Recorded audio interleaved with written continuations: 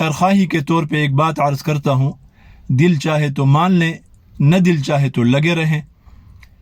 उलमा की कदर करें, उलमा से मोहब्बत करें, उन्हें गालियाँ मत दें। ये आपके लिए अच्छा नहीं है, आपके ईमान के लिए अच्छा नहीं है। यानी कितनी बदनसीबी की बात है कि नबी करीम सल्लल्लाहु अलैहि वसल्लम के कौल के मुताबिक ज़मीन व आसमान की तमाम मखलूक़ात, हत्ता के पानी में रहने वाली मछलियाँ, हत्ता के बिलों में रहने वाली चिवटियाँ, वो तो उलमा से मोहब्बत करें और फिर अल्लाह रब्बुल इज़्ज़त से सिफारिश करें और यह दरख्वास्त करें कि या अल्लाह इन्हें माफ़ कर दीजिए।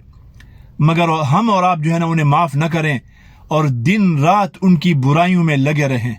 नबी करीम सल्लल्लाहु अलैहि वसल्लम का इरशाद है, इन्नल आलिमा लयस्तग़फिरु लहू मन फिस समावाति व मन फिल अर्द वल हीतानु फी जौफिल मा।